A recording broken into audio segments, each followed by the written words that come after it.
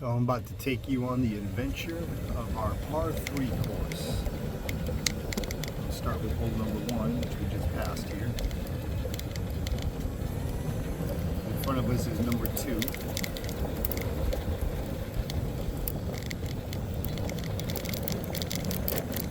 Quick turnaround so you can see number 1. There is the green on number 1. There is the tee box. This is hole number 2. I know I can't tell from here, but on camera, that green, all of our greens are very, very undulating, and they move fast. This has all been redone. It's been a 6-month project. It's supposed to be a year project, but they finished in 7 months. Sorry.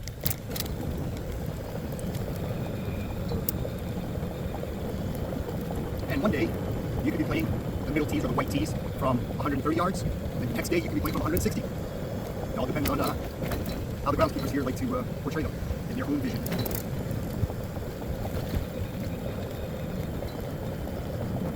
I can't probably start up only on these part 3, but there's the back tees over there.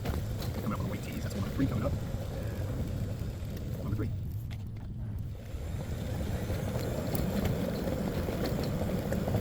It's very fun for a short course. Some of the holes are not so short. And continuing on, here we are coming up at hole number 4. Now the short course is only 9 holes. I can't drive up on the tee boxes to give you an idea of the different elevation changes, but I can drive around a little bit.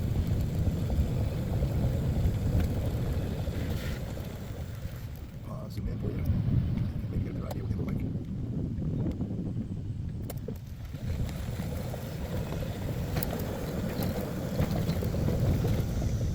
They run very fast. Just to how thick that grass is. You know, here you can see. You hit it off to the side here into this stuff.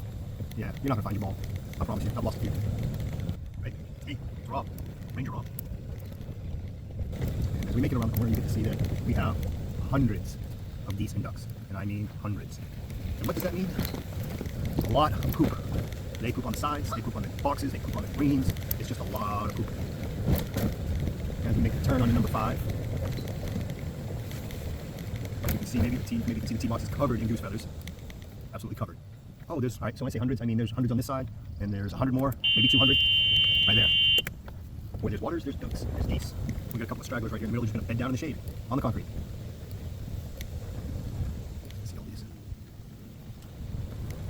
This is probably one of the hardest greens to land.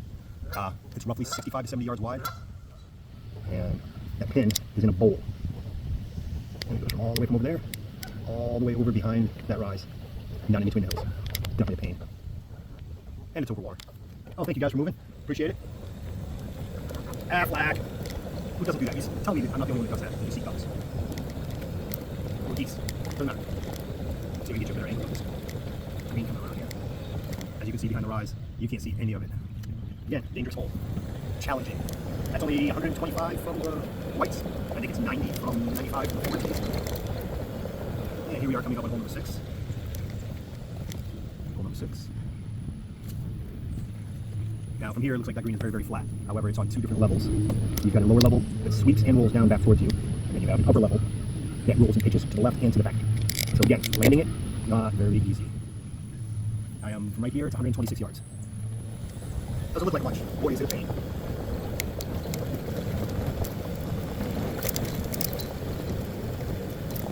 So, any par 3 had a nemesis hole, this would be it, number 7. You got somebody out here walking already.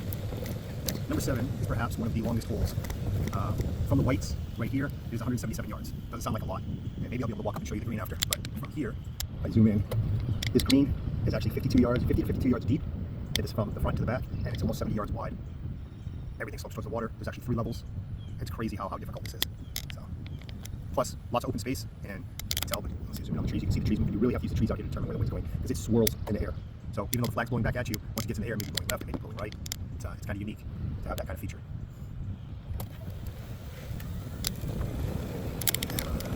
This is one of the longer holes for par 3. From the backs, it's 220 yards, give or take the yard. Of course, if you're playing from the tips on this, I mean, you're probably only using a 5 or 6 iron to get there.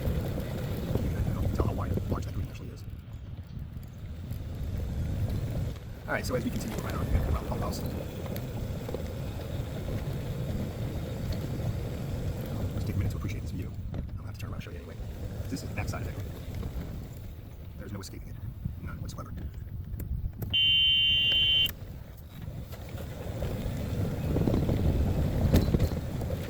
So hole number 8 here is not as bad as it seems. It's probably one of the easier holes to go over water. Another one that's got a 2-level green. I can get a good view of this. As you see, lots of hills, lots of elevation changes. So from the whites right here, this is 160 yards to that green. If you look at it, it goes from all the way down there. It actually goes behind that rise. It comes all the way across about 50 to 60 yards, and it comes all the way over towards the cart path. As you can see, there's a swell there. Most of the time, that's where your pin ends up. Then on the high side over there, it actually flows back into the right towards that tree, right there.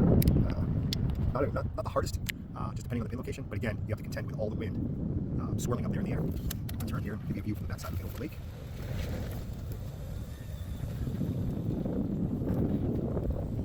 That's just magnificent. And what a nice day to play. Right, as we cross this bridge, it's going to get bumpy, it's going to be loud. By the way, from right here to the pin is 126 yards, and that's the forward tees.